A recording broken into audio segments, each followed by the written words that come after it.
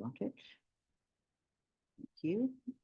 Okay, so it's picked us up. So I need this needs to Just- screen.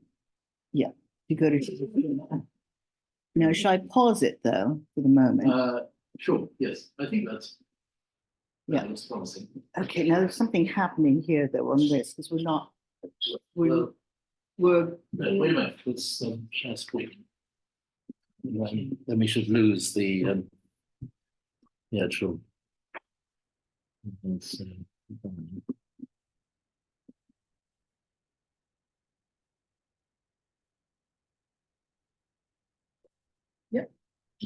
but you probably want to enlarge it so you don't get the hideous desktop in there.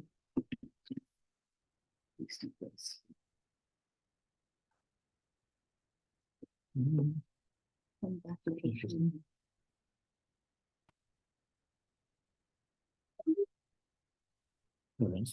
That's it. That's it. Yep.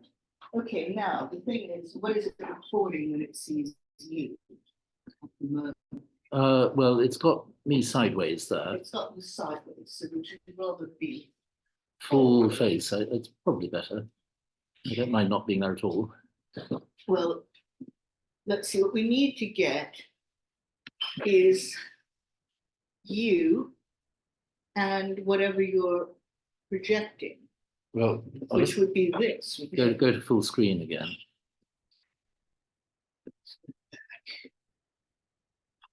I think we sorted it, David.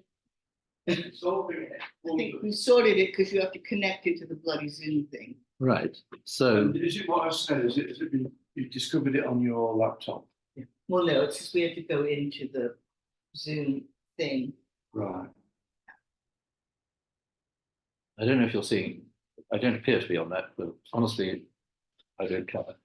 You don't care, right? No, But is I can appear okay, so when it's is over. what we see here, sorry, is what we're seeing on the television at the Yes. moment, what they're seeing. Yes. So they see Well, the images. probably. and So you- they are seeing me. It's just not here. Oh, but you could always reduce yourself. Yes, but it's not, actually not on my. Can I click up You there? might be able to click on that and Oh, yes. you become a thumbnail. Yeah. If you like. Well, I think that's better.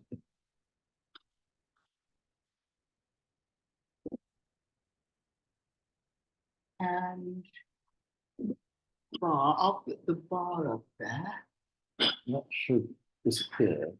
Should. May just be a question of time. Why is it trying to load applications? Yeah. It's a bit weird that way.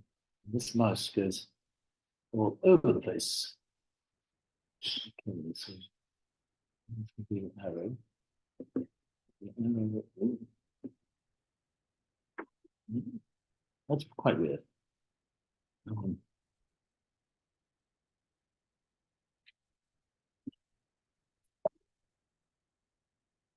Should be able just to go up to what was the thing on to? Yes, the thing is, it's not on that screen, only on the big screen. And the arrow seems to blank out when it crosses into that window. So why is it doing that thing? Oh, we've got an arrow there. Something. Hang on. Move it over gently there. That. Good. Right. I won't fiddle again. So do you want to go back to your title screen Yeah, I'll do that.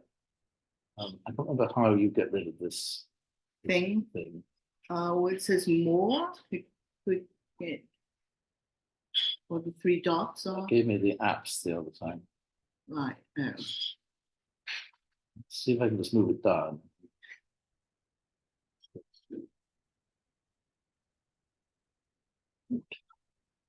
What's the three dots do to it?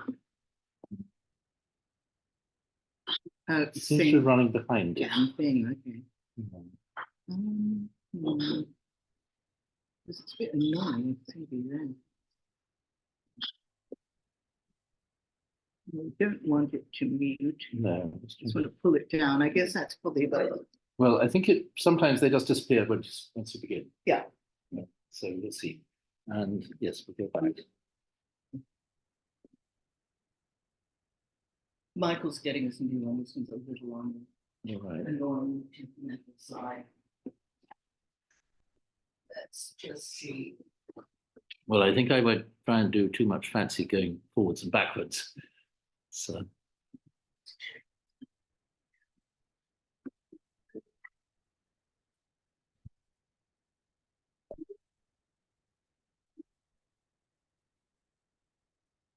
I got stuck on that slide, it seems. But I'm very happy with that.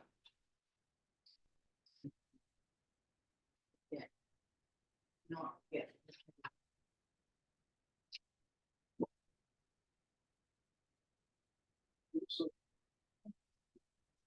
Works with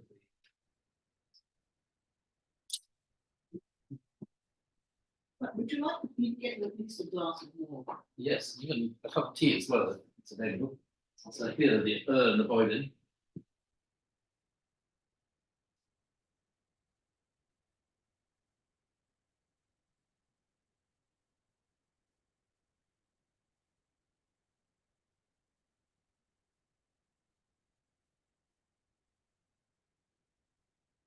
Yeah. Now where did I start the Zoom thing go to? Oh, God. Maybe I can start the Zoom thing.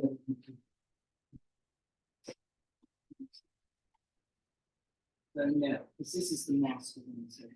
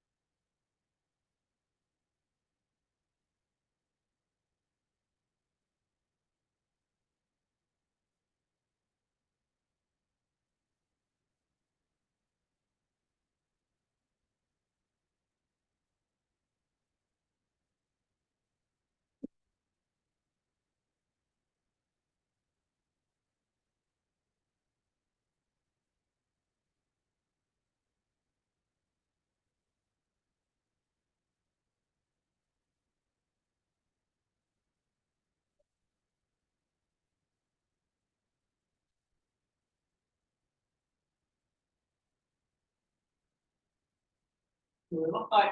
Hello, hello.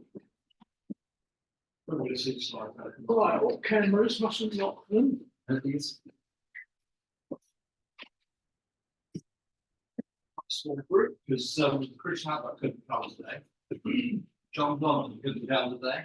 Have And you Billy got some interest in theatre, if I may ask? Uh, Because I know you from the Victorian side. I've just come from Calcutta Street. oh, yes. Yes. But have you got personal interest? Well, I got an interest in toy theatre. It's all right, fascinating. It's my subject. I'm not uninterested in theatre, but I can't claim much expertise. No, but it's a toy theatre. Yes. Okay, very good.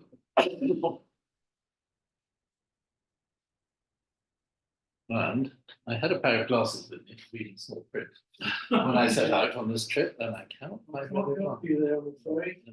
Are they somewhere around? Well, I thought they might be, but I've tried all the pockets where I'd expect them to be. You need them. Well, the light is rather dim, but I could get my phone out. And so. The modern way to do these things, I'm not reading a great deal, but I thought I would entertain you with the opening speech from Aladdin. Oh, right. As delivered where? At Drury Lane or? This was a Covent Garden production. No glasses? No, sorry, I thought it was. No, that's- So I need, so I need glasses. There are only cheap ones with this. They're great deal. And this has happened many times. Oh, well, if they're only good, you can get another pair. That's right. I've got a spare already. I just don't have them now. Is that your monkey man talk you had coming up?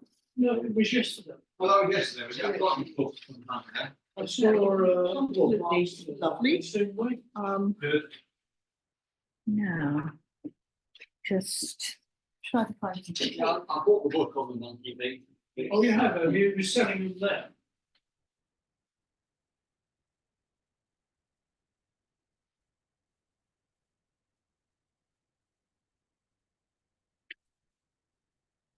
Thank you very much. There was an actor that played in Coronation Street. He's all impressive. Yes, he had an interesting toy theatre. Yes, yes, he had a fantastic collection. Yes. But I guess he got, did he? Well, I can tell you, I was in touch with the family, and they were quite keen on the idea that it should be kept together, and that there should be a acceptance of you deal on the estate agent. And it was duly assessed. I thought I'd arranged it with the University of Kent as a very good theatre and pantomime collection. But something went wrong there. I don't know what the person, the Kylie, who I was in touch with, left his post there. Anyway, the kind of cream of it went to Bristol. Oh, Theatre right. collection.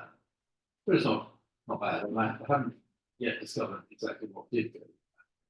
The rest went up for auction Oh, did it? near Derby, and I went to the sale, Yes. which was sort of incredibly shambolic, with a lot of things up in most. He divorced her. Did he have? No, his wife died, Oh, that was it. which was very sad. She sounded I just remember he was Mavis's husband. He got his Coronation Coronation Street. Oh, I yes. worked with him 1,000 years ago, and then he was a member of the Bachelors Society and came on the Budapest trip years ago. And of course, I didn't know anything about Coronation Street, but we were in Budapest, and he was being recognised all the time. Oh, right, yes. We went to a bar, and couldn't quite understand it. Well, I think he didn't think much of Coronation Street, but he opened a travel.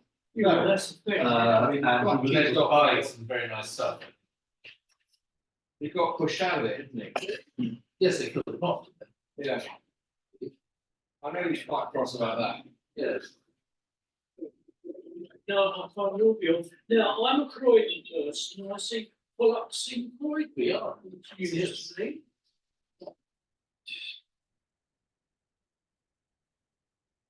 Open free Saturdays, 11 to 4. All right.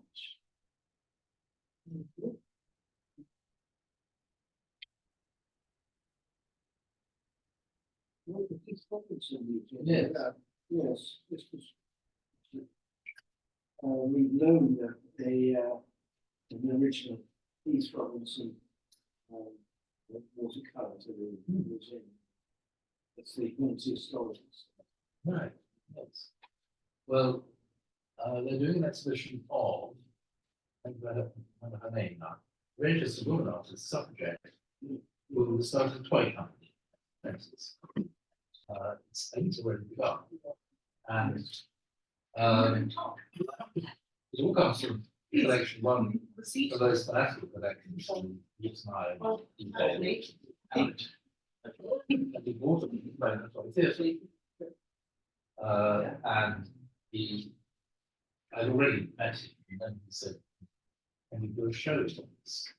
And we thought there really was enough bits to do that. And I said, well, let's come and sort of give a context in the 1920s variations of politics. Although actually, Jack Yates is a precursor. There was this kind of upsurge of reviving not of the authentic stuff, but people doing their own. Absolutely, yes. We have a lot of finding these things. Because they do even need to volunteer, or they're not on fund and Yes, well, anything nice comes up, that's no Volunteering to acting with it. yes. I'm not sure. Lower those windows, because when noisy traffic. Yes, It's hard to hear. Exactly. You need to, why don't we close them? Yeah, we put Because of the noisy traffic. Sure, we kept it open because it was Because very, you normally jump out. yeah, no, it was just really hot in here. Oh, was it? Okay. Well, just put a, well, just open it slightly. Open it. That's all, that's it. Okay, go a bit. And music from Tosca, and you just got an urge to jump out off the battlements. Not me. There's scaffolding outside, so. Do you see much theatre, Richard? Not an awful lot, no. No. Only on postcards.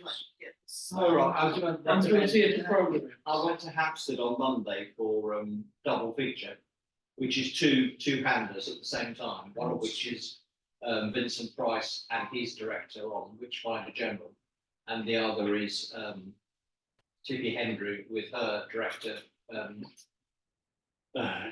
Hitchcock. Right, did you enjoy it? Yes, very much so. So, I mean, it's got lots of film references, which I'm sure you would enjoy, as well as being a piece of brilliant. Two plays, both two-handers, but they both take place at the same. Same Space, time. Oh, yeah, same there's time. so many.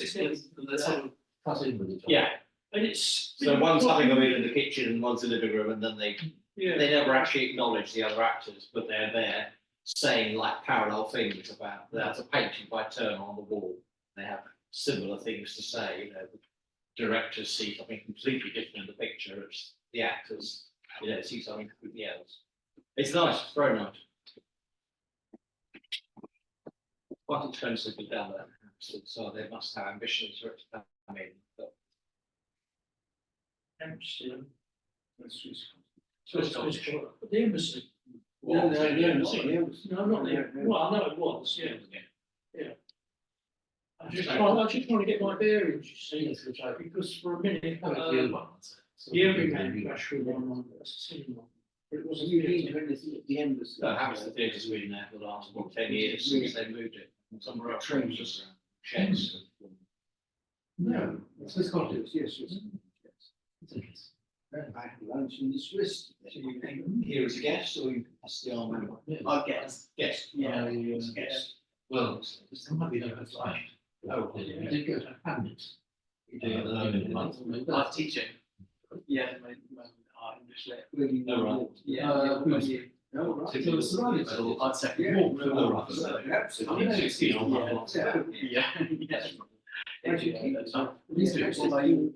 Ex-stage manager, Oh, nice. Oh, yeah. Looks nice. but a couple of us are members of the Frank Action Society, so we do trips to the Frank Action Theatre Arts. Yes, there's all the stuff. Trips and It was all done on European trip, international trip, obviously, Mm. things like that. Nice, whereabouts you doing? Hamburg next month. Right, last time, yeah. Does your interest much going to early Much children? more popular business Like Mark. in Europe, like Yes, we were concentrating on some rock collection. I'm interested in the children. Yes,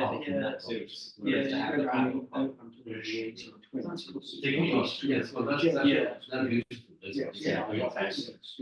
Like Romania and stuff. Yeah. Fun. Yes, I don't know, children's book is about. Yeah. Yeah. That's the joy of being retired. One long way to go. So, it's about theatre research. I was sort of working in West End or. Yeah. Yes. My fellows are getting books. Yeah. That's right. Get to see beautiful things and not working Yeah. It's great things like every level. Yes. At the end of the year.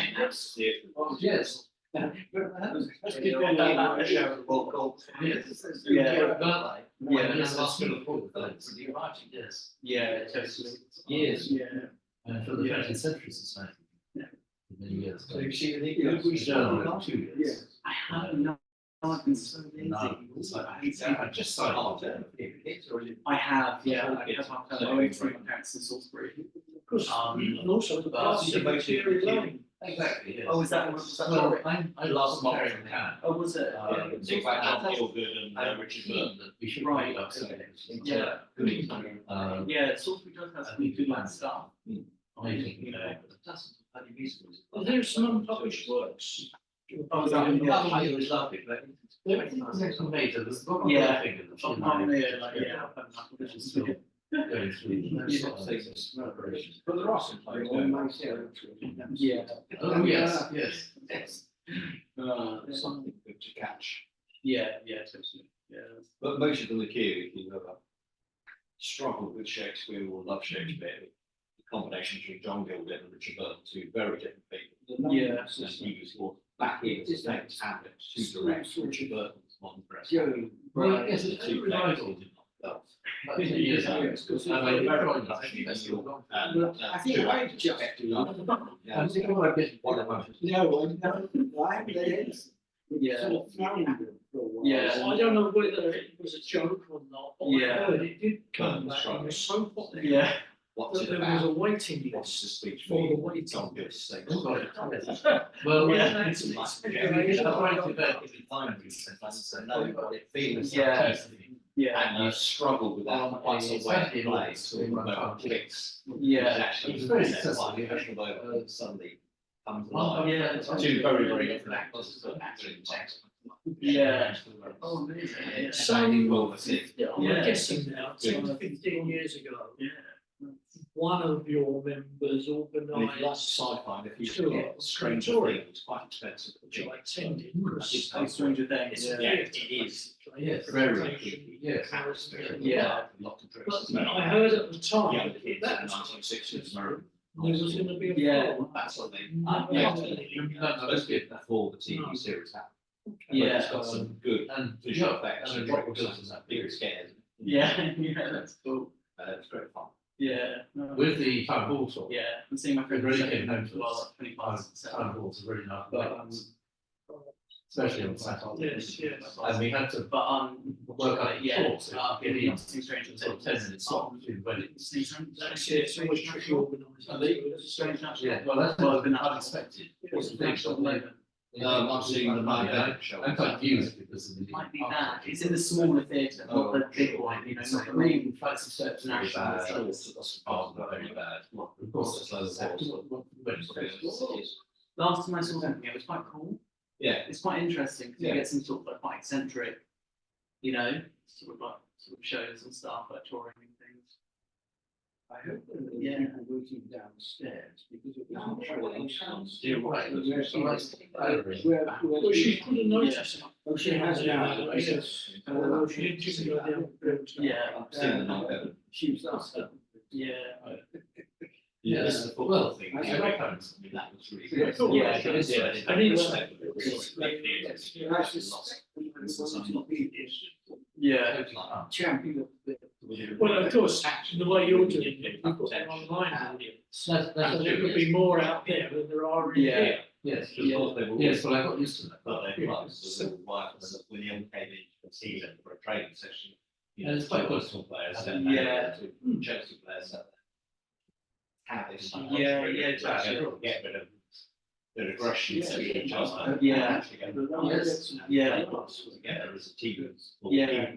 It's like the one the two, so it's like, you know, during Christmas time, Yeah. they all like came together and just Yeah, played a yeah, match. yeah, yeah. It's beautiful, isn't it? You know, yeah, so nice. Yeah, there is a red pitch coming into the Soho Place from the Bush. Hope it will survive. It's the same three for boys, same cars. You brought the toy theatre with you? Yeah, I did, yes, children in the first half. Does it look as though it's back there? Right. Well, I have got footbthose though, I haven't got. Yeah. Previous I can see something at the back. Yes, I made it back. It's no conceivably none of the have. They are actually, I was talking about come back to the red. Yeah, yeah. I'll move it up, and also Garrett was coming in from the Royal Court, 6 guys who can sit to the side. When we get too heavy, which is like sort of flat lines. And again, it's them growing up as kids in the first half, second half. Yeah. How did you get that up here? Does it flat I pack? saw it in the Royal Court. Oh, is that the That's bottom? quite, yeah, it's quite design. First thing in, it's quite neat. Yeah. Like here, with one line, the end back one, but when it has like that beautiful, it's probably a mode. Yeah. Because the number of stages.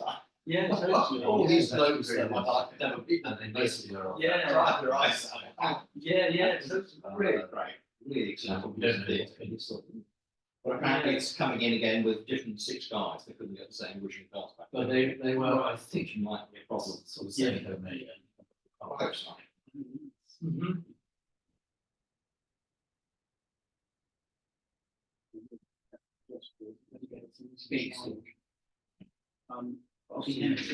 Well, Yeah. I might be wrong. Oh, you're not the other. No, I need to try and if I pass. My international, so I need to. The print publishers. Well, that's every month. So. Yeah, Oh, perfect. I didn't. Yeah. Next month. Awesome, very nice to Take care. I mean, there must be so many of them, there's such a praise. Well, there's some of them in mind, you see. Just one now, because it's just a museum, which is There'll be created. more of them watching online. And it's It will be, because Chris Abbott couldn't come, Andrew Killian couldn't come, John London couldn't come. Chris Abbott's doing his talk for I mean, the about 10 minds, musical He's doing something, I know. Yeah. Yes. Christmas time, obviously. Well, we have made Hughes interview with William West, which is very detailed and probably accurate. You think Mark Fox was And he doesn't give a date, but he says. It's, well, you did, I didn't have a chance to talk to him. Because I don't know how they lost to the scene. He was sort of They were theatres. And when, Because it's. what is Anyway, you're it? doing phonetic. Yeah. Chapter. I don't think I had it in my mind, I was going to be here. It's interesting, one, that's the artist, yeah, we talk about. What's your CTO talk about? It's, talks from guys that Michael Wallach, who's the chief. Well, one of the interesting You things know, is is that- square. All right. He's retired. Well, I was it's just talking in about. his later career. Yeah. Somerson's. I'm sure. So the slide itself. As a. Because he was in West Street. All money was automatic. Yes. Yeah, look at those, look at those songs. Yeah.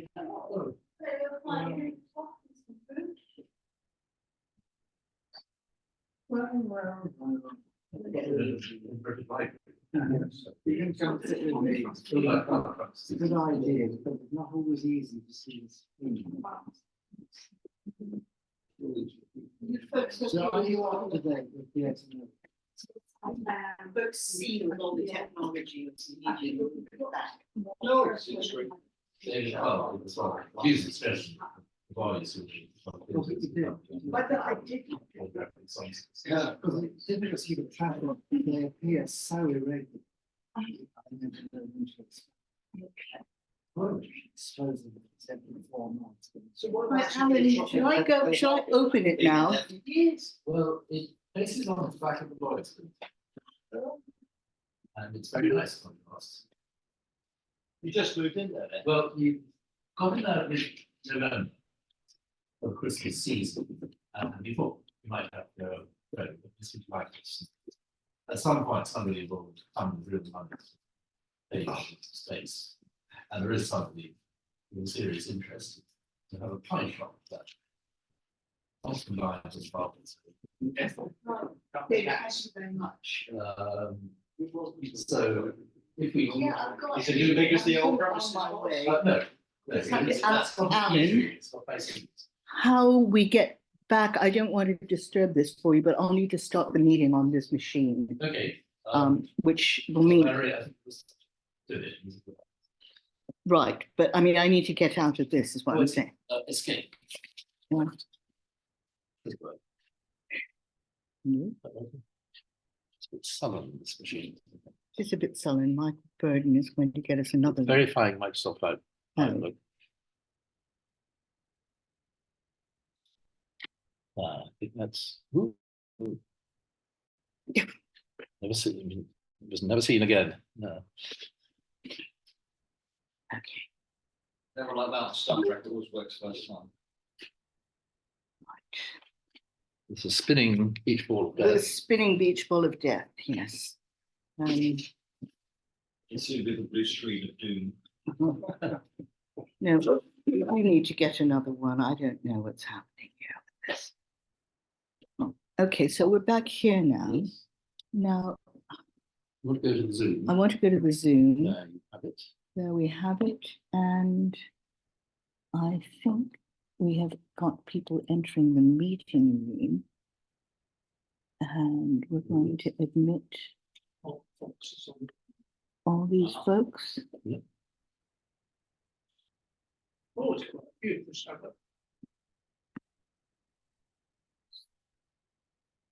I'm just going to admit everybody. Come on. That's the way to do it. Oh, come on. Okay. We've got 11 in here. Waiting room, anybody else? Okay for now, right? They're quite good these days. Hi, Chris, could you mute yourself, please? Thank you. And do I just join the meeting? Yes. Still making a fuss about the extra to right, which I don't agree with. Pausing that up. That's not live as a command. You sign up, sign in. I always get confused with this. Okay, I keep seeing things on Facebook. You're in the group, are you? It seems to be a bit desperate. Yes, not to get things past right and council. Taking it time, aren't they, Garden Council, to approve? What is that? Because theaters trust keep it on Bring me up stage. to date. It needs to be a theatre and you need to put a fly tower, and you need to do this, and you need to do that, without offering any money. Right, And that's in Arthur Lindgren, I think. They would never go to fly tower. Did it have one? Sorry? Did it have one? Exactly, but it's of no use whatsoever now, it's all for that, because put it together. Well, yeah. Well, the proposal was still not this. Yeah. Or rehearsal. Yes, we come and see us. Build out into the car park. New homes. Hotel goes into the car park, but the car park never actually belongs to the people. Well, it's, well, Bloody ball, and then move them. Right. yes. So, Yes, yeah, so I'm we've got quite right. quite in my good opinion, football. saying It's been fine. that's not- roads not too damn- If you know, Yeah, big trucks. yes, those are days. Residents. We'd be doing People live right. Tuesday and Wednesday through February. 4 trucks. I think you're going to change on Sunday. That, those days don't suit me and my wife very well. Okay, Friday. We did Friday in January and people, said, oh, no, there's nobody that on Friday. You can't. Oh, it was.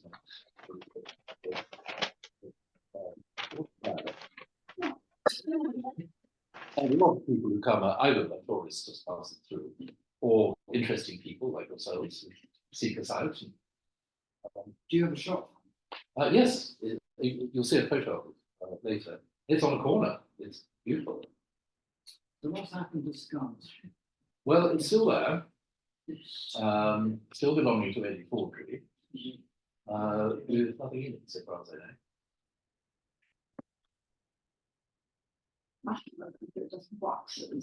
Yeah, he moves the things around. Right, good evening, our online guests. I just am checking for your sound and vision. Would you let me know, somebody give me a thumbs up or some indication if you're actually able to hear and see the screen? James, thank you very, very much for that. Right, so I assume you're all online now, and I'm going to join our live guests here. Okay, hang on a moment. I'll just so I will just switch on the other technology there.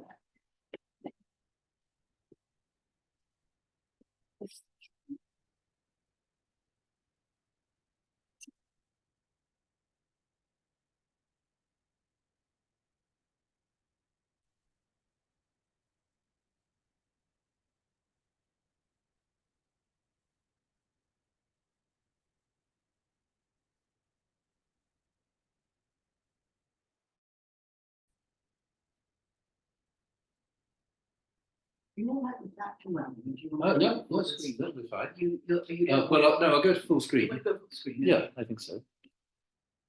Take a risk on that. Comes on that. Right. It just takes time. It takes its time. I Yeah. know we have to dispose of all our friends down here. I think we're just going to take them out of view.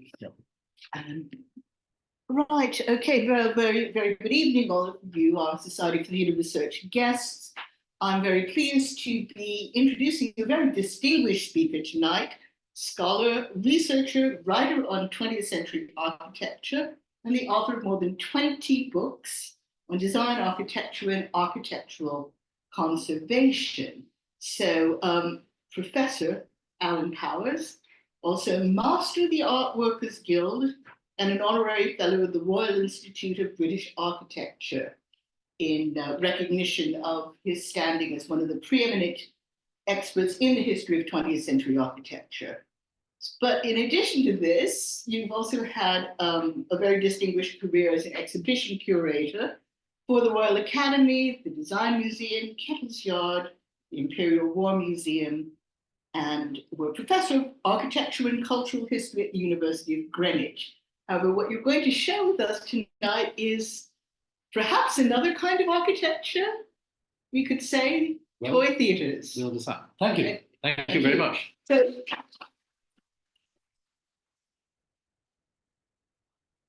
Right.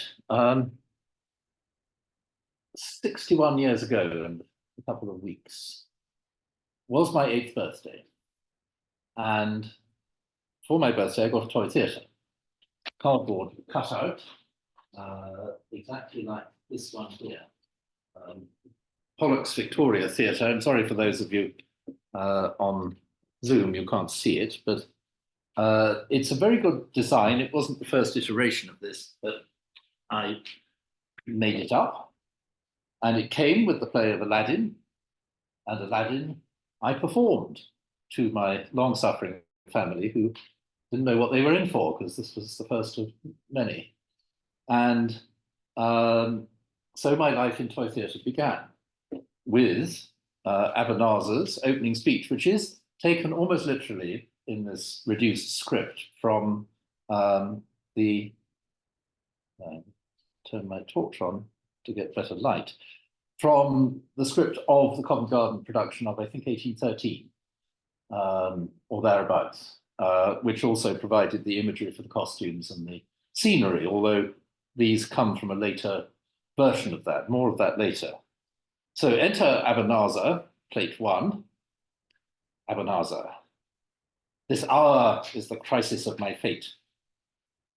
For many long years I have searched for the magic lamp, within whose tarnished frame resides the potent genie. Let me but lay my hands upon it, and the genie becomes my servant, and all my wishes shall be granted. Power and wealth I crave, and vengeance upon my enemies, first to disguise myself. And aged 8, that was good stuff. And I struggled a bit, I suspect, with the fancy words, but this is best form of education I think I've ever had, was doing this. And as soon as I saw the toy theatre, I knew this was my thing. You know, my brother was a musician and a games player. I was neither of those, but this was it. So love at first sight. And then because we lived in London, it wasn't hard to, I'm hoping we're going to have a slide change here. I'll try this method.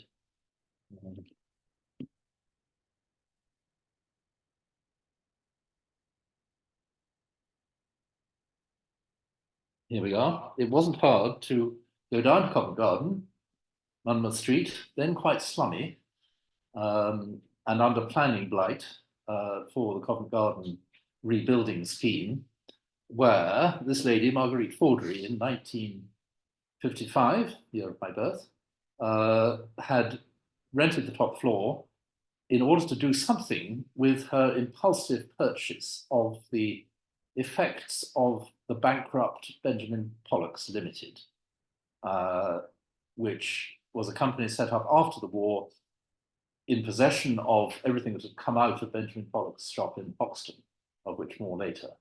So there is an authentic line of transmission that comes down through that. Marguerite had trained as an actress with Michel Saint-Denis.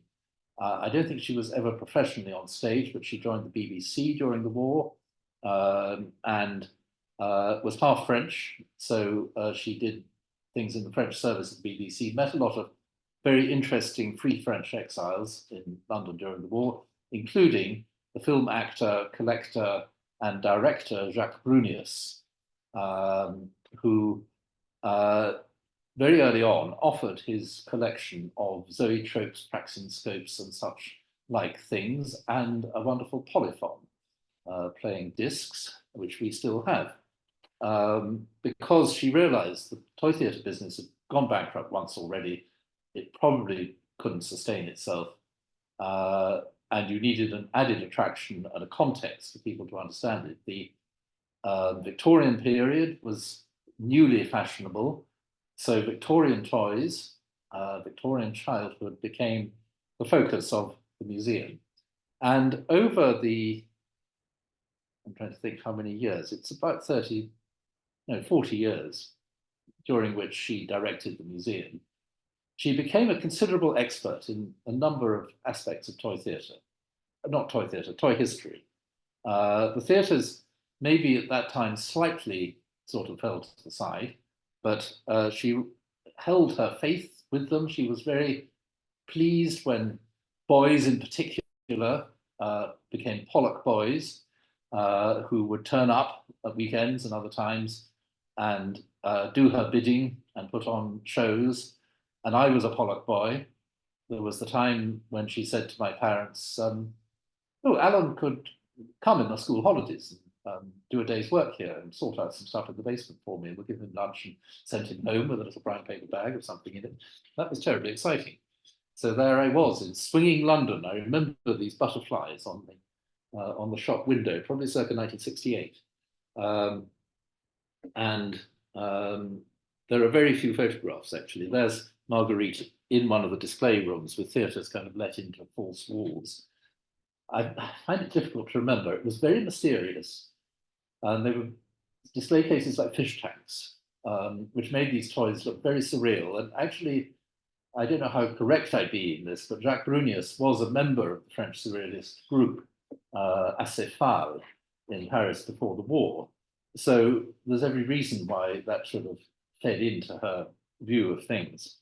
And here's another picture of the museum interior, coming very slowly. I hope. Again. Yes, there we are. You can see these sort of fish tanks covered in the walls. And she got very into the graphics, enlarging the Pollock prints, producing printed material. Initially a little bit primitive, later slightly more sophisticated. She was very good at getting people to do something for little or no money. Darling.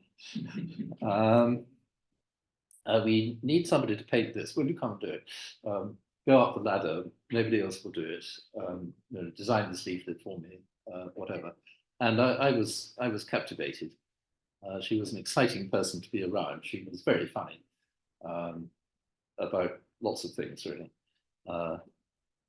And there are legends about her, the people who were around in her time when the phone rings. Marguerite, or Mrs. F, she was usually called, Mrs. F. It's the tax man. Tell him I'm not here. He says he doesn't believe that. Tell him I'm dead. So it was theatrical, the atmosphere there, which was quite as it should be. These are catalogues. You can see how the style changes from the late 50s here into the early 60s. And some of the non-theatre things that were being sold there.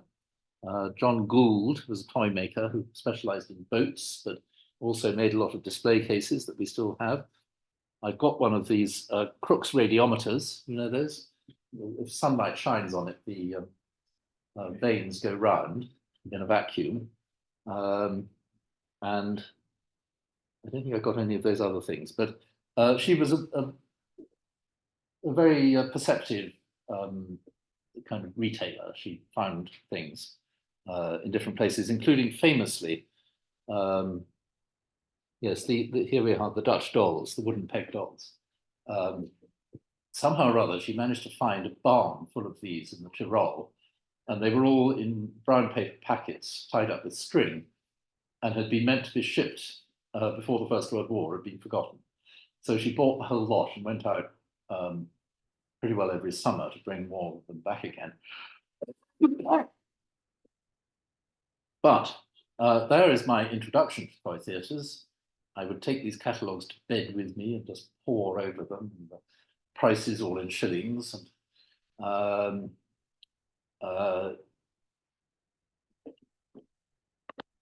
shall I, Valerie, it says you want to be admitted to the room. Yes, just, yeah, you may as well admit.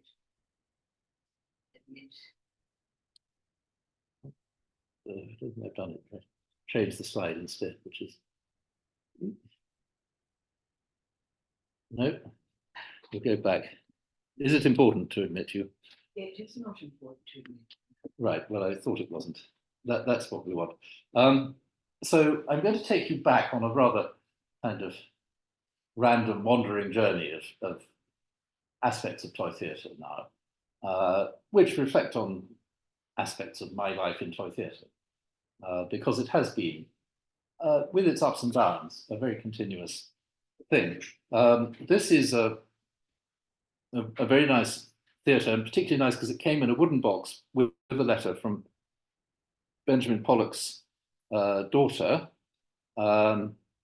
dated November the 18th, 1939. He died in 1937, and that event was marked by an obituary in the Times and quite a lot of other coverage, although he ended up in a pauper's grave. His two daughters carried on in 73 Hoxton Street. The war began. They carried on still. The building was rocked by a bomb nearby. Finally, the offer came from the book dealer Alan Keane. I've never seen a photograph of him, who was a bit of a fast operator, I think. But he did the right thing. He paid them a reasonable sum of money. They were able to buy a bungalow in Bournemouth and retire there. And he started up the new post-war company with a lot of flair. More on that later, but this must be one of the last theatres to come out of Hoxton Street. And she says in the letter, the price of the folding wooden stage, £1.6 and 9p, including postage. Please let me know, because I'm going to have a box made for it to send it to you. No indication where it went, but this came through Peter Baldwin. Actually, he probably bought it at auction.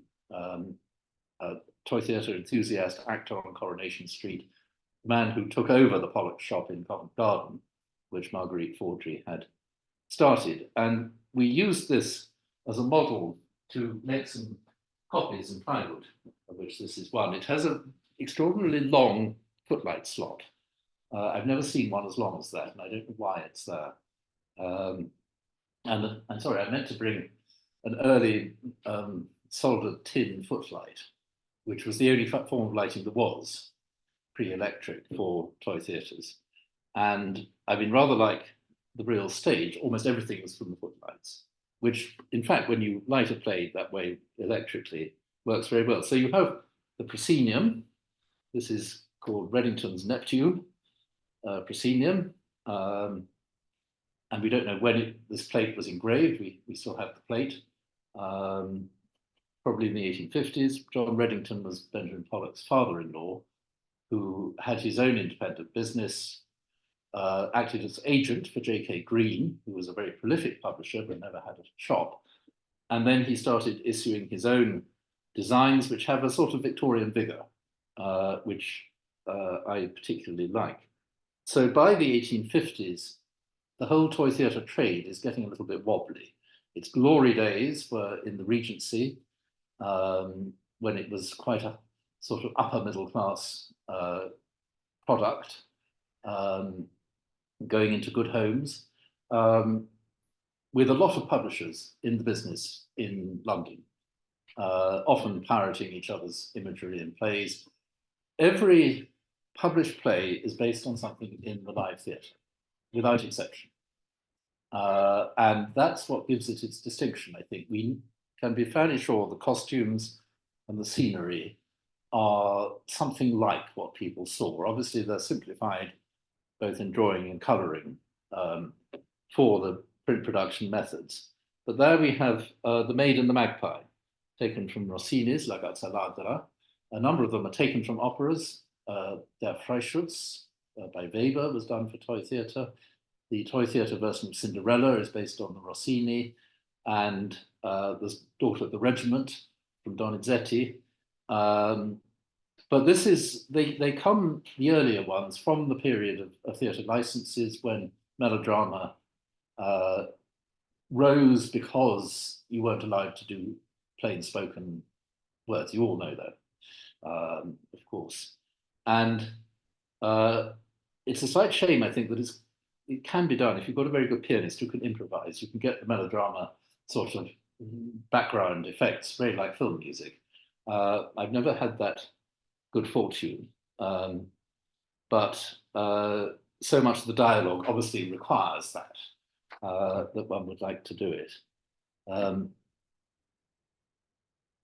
The evidence of how the toy theatres were used in the home is surprisingly scanty, given how many there were and how many people had them. There's quite a lot of, certain number of verbal reminiscences, very, very few visual ones.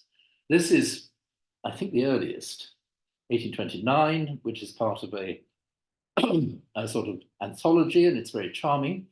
These boys with their ruffs are probably pupils at Christ's Hospital School, which was near Hodgson's shop, and they are performing to the rather genteel family crowd. This is always home entertainment. It's never done for money or for the public back then. And they have on the stage the opening scene of that famous melodrama, The Miller and His Men, or The Bohemian Banditti, Covent Garden, 1813, music by Henry Bishop. The scale of the theatre is massively too big. They were never done that big, but it's for visual effect. Something like a Hodgson proscenium. This is by the artist Richard Doyle, from a diary he kept, and his brother, who is actually Frank Doyle, who is directing the production. And it's very interesting because the orchestra is out front, and that's obviously playing a major part. The candles are standing on a shelf in front of the theatre to provide the light.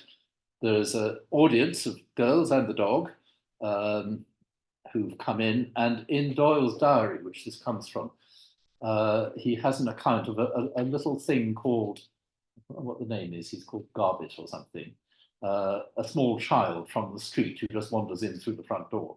And that's a very interesting insight, I think, into how children behaved in neighborhoods. It was okay to do that if you heard there was a show going on. And the play that they're doing is Bombastes Furioso, which was not actually published as a play, so they've obviously drawn it themselves, probably Dickie Doyle himself. This is much later and rather more sedate, dog again, and there is at least one girl behind the stage, which is perhaps a sign of progress. This is a little bit earlier when it comes. Perhaps the most famous representation, and this is just gorgeous, I think. This is John Leach, who was also at Christ's Hospital and may have known the Hodgson shop. In fact, I'm sure he did. And it's a very mysterious book. It's actually a kind of graphic novel. There's no printed text apart from the picture captions. And it's all about Master Jackie, who comes home from his boarding school. We assume he's age 13 or something like that. He's getting a little bit precocious, kissing the servant girls and experimenting with smoking. But this figure, there are no parents in this story. It's extraordinary. This figure, Captain Clarence, it must be a kind of godfather. He's a bit of a swell, isn't he? You can see with no whiskers and that waistcoat. He's paid for a theatre to be delivered, the Theatre Royal, Drury Lane in miniature, and the miller and his men in a forward state of preparation. So here they are round the dining table. There's the theatre on the sideboard at the back. And Master Jackie is admiring his colouring, brothers and sisters joining in, butler looking on with approbation. But then the third part is this, which I'm sure is just as true to life as the others. The grand rehearsal of the miller and his men, and terrific explosion in the housekeeper's room. And maybe that was the end of the toy theatre and the end of Master Jackie's experiments with it, but it's gorgeous. There's a firework going off, it seems. He's banging a washboard. He's got a football rattle, it's fallen over. Some of the children, the boys are loving it, the girls are looking a little bit alarmed. The butler, the cook, or the housekeeper are very worried, I think, quite deservedly. And there is the mill, bits of the mill being scattered to the four winds. William West describes how he made model windmills for the miller and his men, because it was the favourite play on account of the explosion in the last scene. And he pressed a spring and the mill actually sort of blew up. So that's quite true to life. And in all these, there's an element of screening off the stage, but not very much. So when I was 11 years old, my father very kindly sourced me a copy of George Speight's juvenile drama. I suspect from the age of the audience, we share that experience that back in those days to find an out-of-print book was not easy. I was really keen to have this, and he was a customer at G. Hayward Hill in Curzon Street, where they did a lot of cliquing. You know about cliquing? There was a magazine called The Clique for the book trade, and you could put requests in, you know, titles of books, and it would go out to the trade. If they had one, they'd sell it. So this is how my copy of George Speight arrived, and later a copy of A.E. Wilson's A Penny Plain and Twopence Coloured, rather magnificent Harrop production from 1932. But this is the one. Anybody read this? Yes, yes, it's great, isn't it? Well, aged 11, I was away at boarding school. I read it, came to the end, started it again at the beginning, probably 6 times, I think. It was just wonderful and hugely educational. Only later did I discover, because I didn't have a dust wrapper, this is Aladdin from Webb in a proscenium. That's the real one, I think, that actually was used as the model for the cover, and this is in the Pollock's collection. It belonged to Herbert Hinkins, the collector in Oxford. It's a sculpted proscenium, and very beautiful it is, very refined compared to the Reddington ones. Now, the copper plate for this survives in the sculpted Webb collection at Princeton, along with a huge lot of other stuff that's hardly been explored. One of my hopes is to go with David Powell probably next year, so that David can wallow in this. I spent one day looking at it a few years ago, and it was just intoxicating. It took me back to those amazing early Pollock's days when, you know, I just sort of filled my retina with all this imagery. And there is the very theatre, mounted and displayed. Probably a wooden stage by Webb, as the Webbs continue to issue older prints and make stages for them. This is, anybody recognize the setting? Well, it's on the caption anyway, so you can't quiz you about it. This is at Strawberry Hill House. And this is the play of The Castle of Otranto, published by J.K. Green, which we also performed there, but we had an exhibition called Cardboard Gothic. Saw it? That's all right, yeah. Yes, great. And it was a very nice thing to do. So that theatre has been out a few times, and that was one of them. Here is George Speight, who really, you know, together with Margaret Fawdry, both doing very different roles. Marguerite, the huckster, as it were, George, the scholar, but also a performer, an amazing performer. Anybody saw him? No? There is a black and white video of him doing The Miller and His Men. It's always the play. He did others too, but that was his favourite. And in both of these, I think that's what he's doing. And I saw him do it once or twice.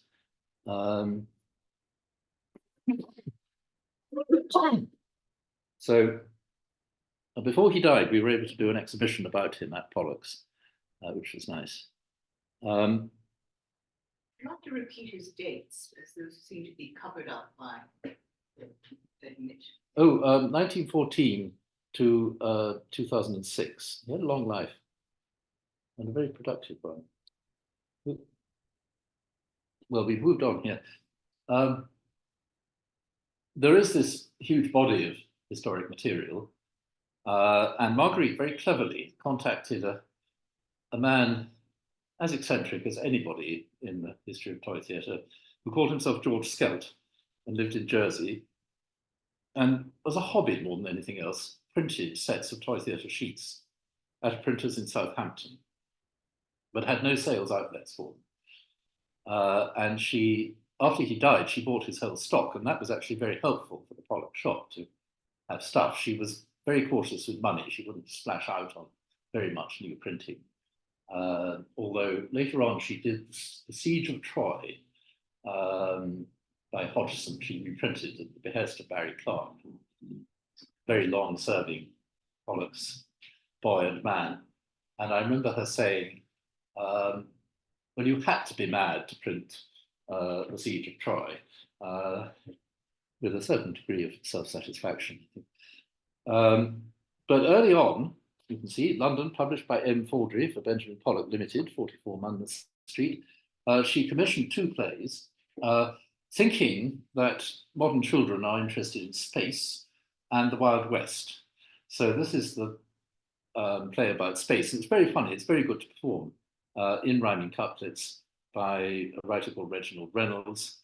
And it starts on Mars, and Martian is selected to go on a journey to Earth, to go and find out about the Earth. And he walks into the home of the Mann family, who are a little bit surprised to begin with, but he makes friends with Arthur. Mr. Mann is a great cricket lover, we discover, and Marty, having 4 arms, is jolly good at cricket. So before he goes back to Mars, he's managed to rescue the reputation of English cricket. But I love this very snobbish satire of the sort of middle-class suburban parlour there, where the Manns are sitting and listening to the radio. And so it's rather good, I think. And the Wild West play is this one, The Massacre of Penny Plain, by a different artist, and this is the Western. I have performed this many years ago. I'm Simeon Slide, a crooked lawyer man, and he's my mate, 10-gun hooligan. And there's a railway and a maiden tied to the tracks and all that. Good stuff. I ought to do it again. And of course, it's a pun on penny plain, tuppence coloured, the title.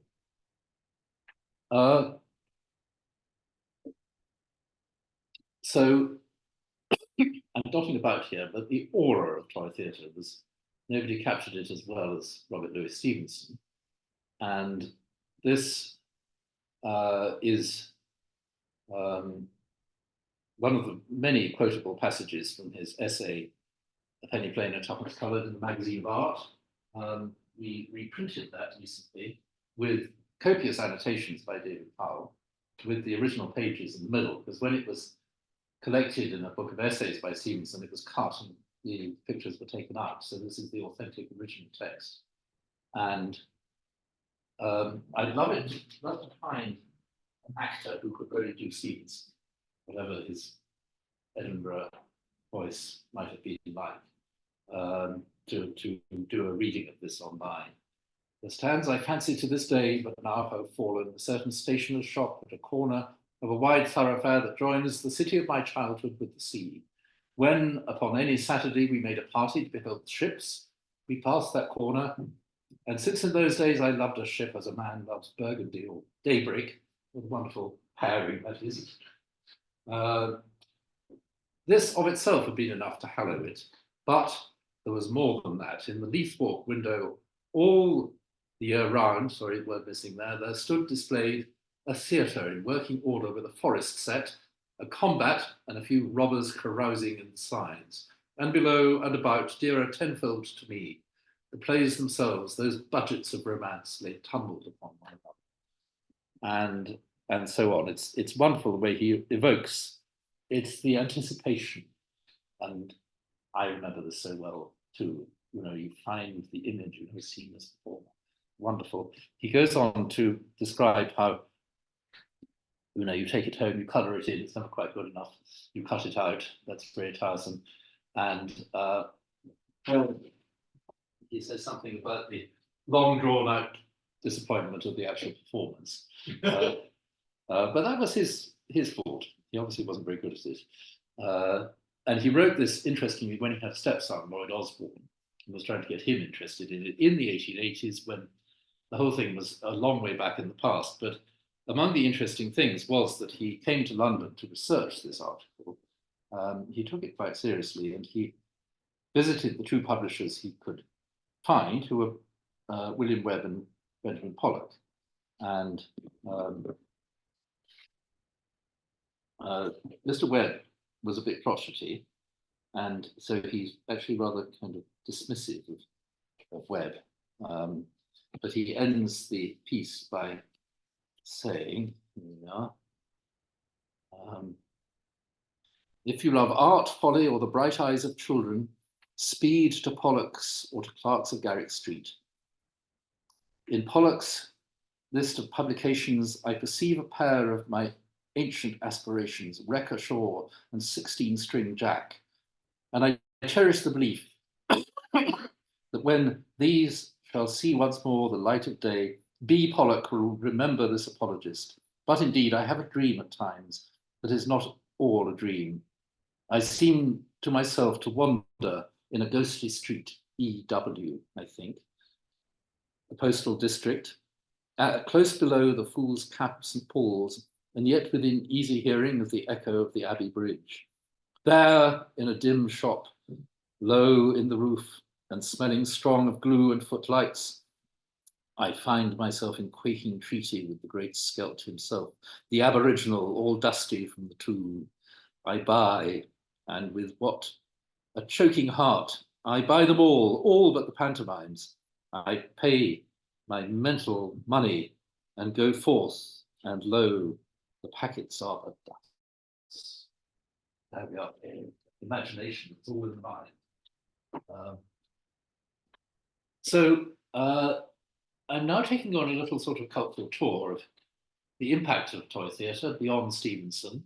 There's quite a flurry in the pre-First World War and into the 1920s, including references in poetry of Edith Sitwell here, if you know Facade, See me dance the polka, said Mr. Wag like a bear, with my top hat to my whiskers, that tra-la-la-la trap the fair. To see me fire my pistol, and through the distance blows my coat, like Wellington Bower and the Marquis of Bristol, Busby, Goat Cheese float, and so on. Anyway, that is the print of Mr. Pitt as Charlie Wag, which, when I drew these characters for my own performance of Facade on the Toy Theatre, perhaps a slightly overambitious thing, I hadn't seen that, so I had to make him up. It's not a bad version, I think. There is Don Pasquito with a cart carrying the luggage, Lily O'Grady, silly and shady, longing to be a lazy lady, and the policeman blowing his whistle, running after Don Pasquito, who's eloping on the road with the luggage, and the old dull mome with a head like a poem, seeing the world as a bare egg laid by the feathered air, from the Foxtrot. So there's a bit of citrualism, but the most public citrualism actually is not here, but it's coming soon.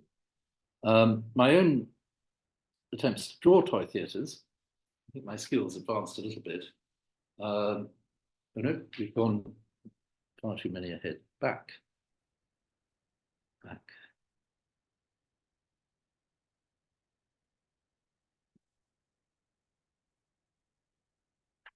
Spinning beach ball. There we are. Yes, I used to do drawings for Country Life magazine, as well as writing on architecture, and they were often for Christmas, and they were sort of side spoof jokes. So one year, Michael Hall, the architectural editor, asked if I'd do a toy theatre. So this is what I did, a Cinderella, for which he wrote a brilliant scenario, updating it with Cinderella, really wants to go to St Andrews and study art history, and we know why. The wicked stepmother is really Rain Spencer, and she sold all the portraits in the house and reupholstered all the furniture in mauve. But of course, all is not lost. There are the ugly sisters. They've got a mobile phone, only one between them this day. And so she goes to the ball in her carriage, which I did draw. I think in the dancers, that was one of the earliest people of colour to be represented in Country Life magazine. I'd like to think so. And there is the prince. And the evil stepmother has made her give up her Labrador, but the Country Life photographer turns up with the Labrador. So everything is fine at the end. And that's very much based on the J.K. Green version of the scenery. But going back to the Sitwell theme, this is the Triumph of Neptune, the Diaghilev ballet, which was part of a double bill or triple bill, I think, when it was performed. I'm not sure. You can get the musical score. And what happened was Diaghilev wanted to pay tribute to his English supporters, and he asked Sir Cheverel Sitwell to think up a theme for a ballet. Sashi took him to Mr. Pollock's shop, and he bought lots of the sheets, and they went back and they kind of put a story together. It's a stupid, feeble story, but never mind. They then got the scenic artist to transcribe them at full size. It's very like David Hockney's Rake's Progress. All the cross-hatching comes out massive on the stage. And I haven't got the picture here, but the policemen had kind of engraved lines on their feet. So they wore sort of dancing shoes with these lines on them, photographs. I've got here a copy of the souvenir program for, this is 1927. 26 was the first appearance of it. And it's quite well documented, various stories about it, but Danilova was made to wear this genuine Victorian jeweled bodice, which was incredibly heavy to dance in, but they found it in the costumiers in the Covent Garden area. Now, as Lord Berners, apparently taking the curtain call, although it's said that he refused to do so because he said, I have an aunt who always said she would disinherit me if I ever appeared on stage. Anyway, much fun was had. 1926, there's a centenary coming up. What are we going to do about it? Whether, I don't know if the choreography was notated. It's very early work by Balanchine, totally untypical. it's got a story, whereas usually he didn't do stories. But he's a big enough name, I feel, to merit at least an attempt to revive it, or numbers from it. And the music is charming, as it always is with Burns. So Mr. Pollock's shop became quite a fashionable place to go. There he is, and we can date this to about 1912 because of that. That's a copy of Edward Gordon Craig's The Mask, and so that has this article about how Pollock's Toy Theatres are the best theatre in London. And it's obviously a polemic by Craig, but it's rather nice. And for the sake of Great Britain, cut them out yourself, he says. What a bossy man he was. So I mentioned Aladdin. Here are images, and Val very appropriately selected one, I don't think with any foreknowledge, because this was where I began. That's from Cinderella, dated 1946. Edwin Smith, later a famous photographer, did the artwork for these. No, the slide changing seems to speed it up. So I could go on, but the time is trickling away. Since I got involved as the chairman of the Pollock's Toy Museum Trust, after Marguerite phoned me up and said, "Alan, darling, would you like to be a trustee of the trust? You don't have to do anything." It's very far from true. You fell for it. Yeah, well, you always did, really. In 2004, we had been given notice to quit Scarlet Street at that point, and were scurrying around trying to sort of show the world how good we were, which included an exhibition at the Soho Museum of William West and the Regency Toy Theatre with a wonderful catalogue, now out of print, but I have a PDF of it, by David Powell, David Robinson, and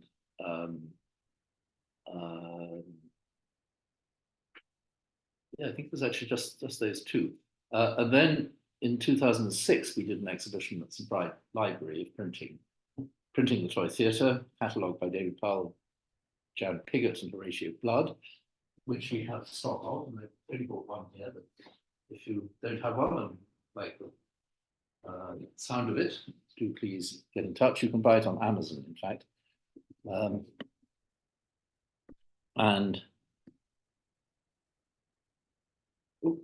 Yeah, that's going too far. That's the Stevenson book, but I wanted to show you this picture.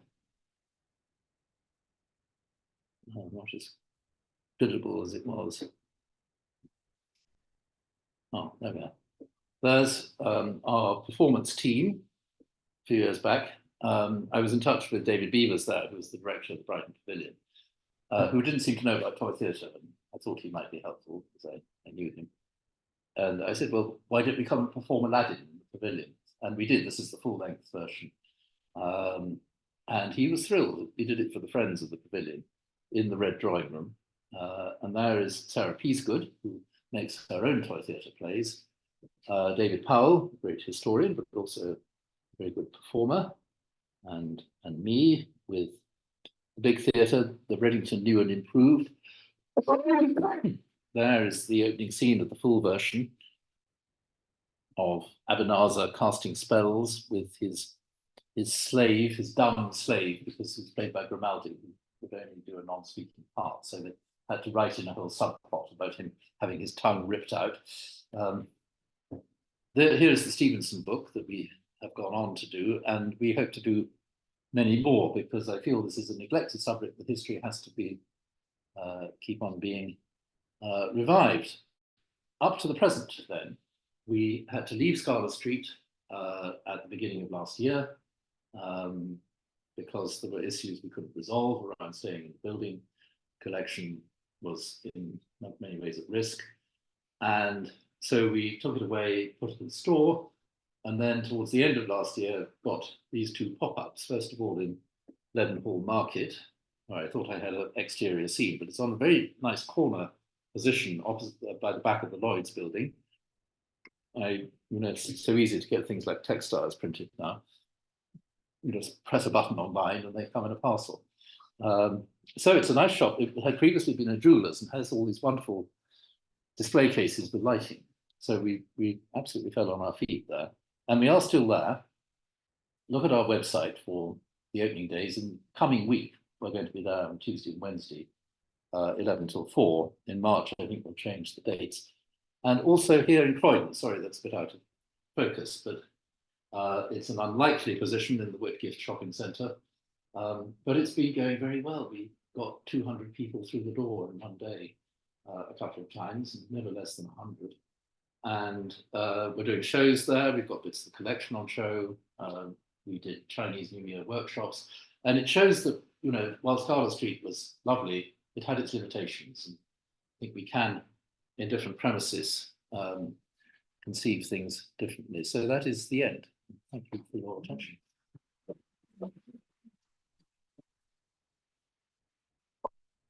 So, Alan, would you like to take questions? I can certainly take questions. Would you want to? I've also brought a theatre, and I will answer questions while setting it up. That would be good. Let me. Has there been any sequels to George Spade, or is there going to be? Very Well, old now. It is old. I think the answer is to wait until David has done the trip to Princeton. Because that is so, we're going to be so transformative. It's such a massive body of material that came up at Sotheby's in 1994, was whisked off to the States. At Princeton, it was actually inaccessible for years. Laurie Webb, the descendant of the Webb family, sort of moaned away about it. And the librarian, whom I got to know, sort of very sweetly, she said, okay, we'll make it more available. And she got, it's rather charming, she got the football players to move the lithographic stones. There's a huge number of lithographic stones, it's unbelievable. And so they unwrapped them, photographed them, wrapped them up again. I think they're not going to move them willingly for a while. And will the audience be able to see this? Let us see if we can stop the sharing of the screen. Yeah.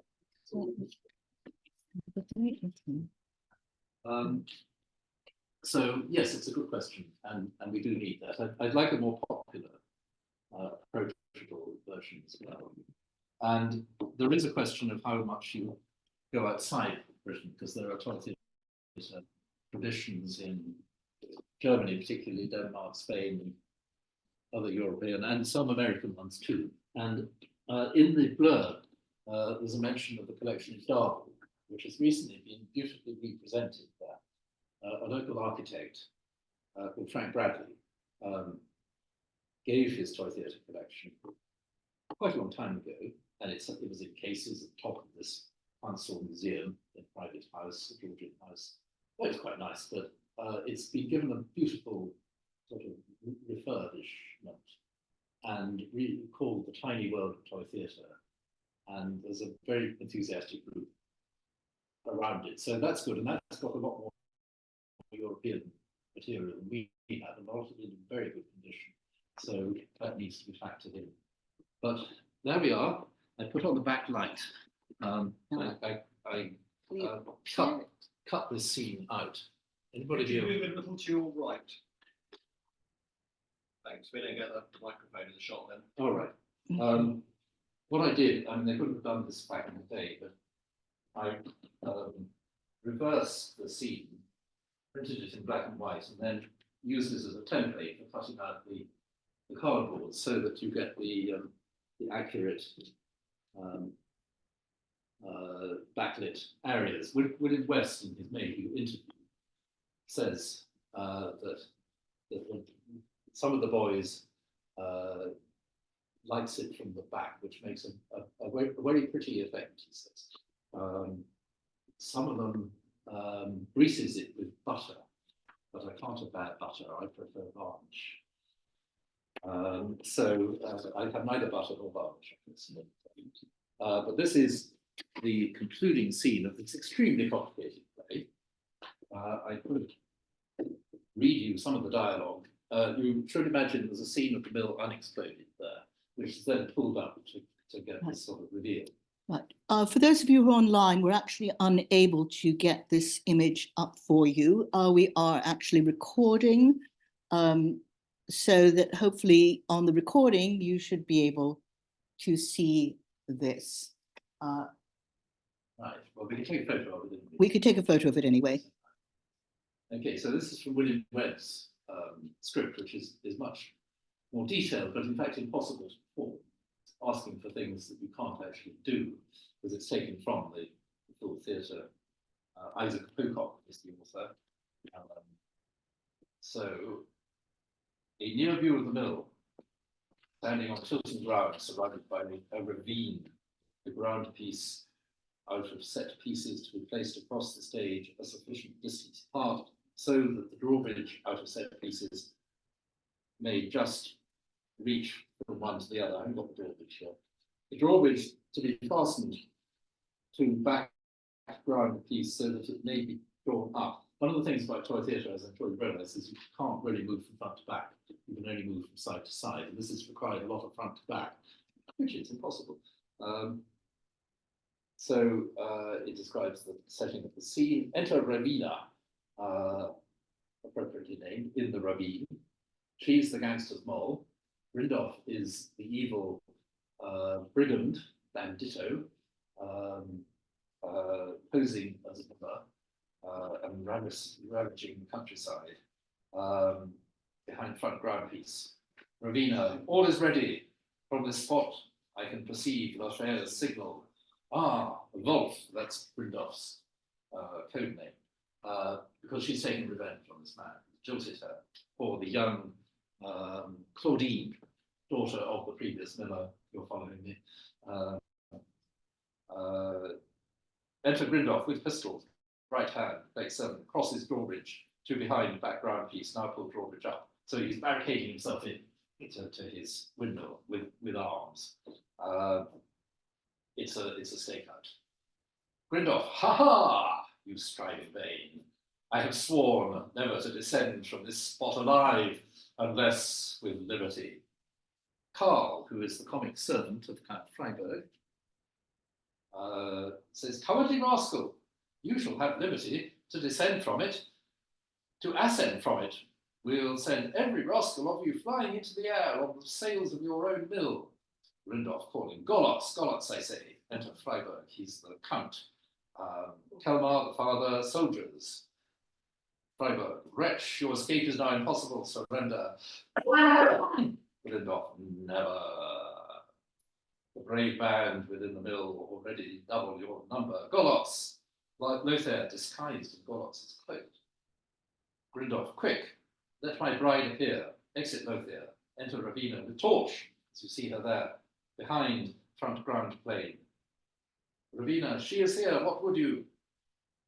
Rindolph, Ravina, traitress. Ravina, traitress, what art thou then? Ere it be too late, make one atonement for thy many crimes. Restore this old man's child. Helma, does she still live? She does, but not for thee, or for the youth Lothair. Now mark me, Count, unless you instantly withdraw your soldiers and let the whole of my brave band pass free by my hand. She dies. It's a hostage situation. Freiberg, till thou art yielded up to justice, they shall never depart. Reinforcements are already on their way to join us. Tell my mercy, oh spare, in pity, spare my child. Rindolph to Freiberg. For that threat be this my revenge. He goes slowly off when enter Lothair and Claudine. Lothair, and this Lothair's triumph. Retreats back left. Rindolph following, then put on Rindolph and Lothair combating, fighting with swords. Rindolph is wounded. Take off both figures. Put on Rindolph wounded. Plate 3, near the middle at the back. And then enter Lothair and Claudine, as you've seen here. The drawbridge is let down. They cross over it and onto the front. They're escaping from the hostage captivity. Lothair to Ravina. Now, Ravina, fire the train. I'm sure you know what that is. They put a line of gunpowder. Previously, all in preparation. Ravina goes along the ravine, re-enters. There's no ravine in any of the scenery. left hand in front. Ravina, 'tis done, and at one blow the hapless victims of captivity and insult are amply, dreadfully avenged. There, Pauline, come in front, centre, Kelmar and Ravina, right and left, all of them, of them in front. Loud explosions are heard. Now take the scene and backwings quickly off, discovering what you have here. There's this light gone. Suddenly, boom!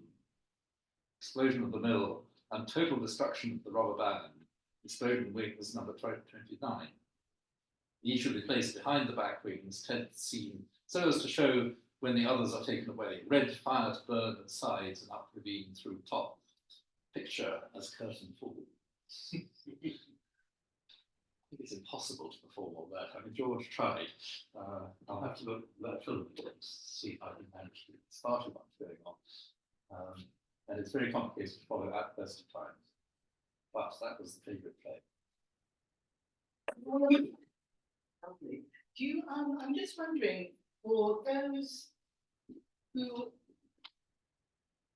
have not had the pleasure of joining us live for this beautiful performance here, if any of you folks out there in Zoom land, if you have any questions, we've got some questions in chat. Yes, indeed. Okay.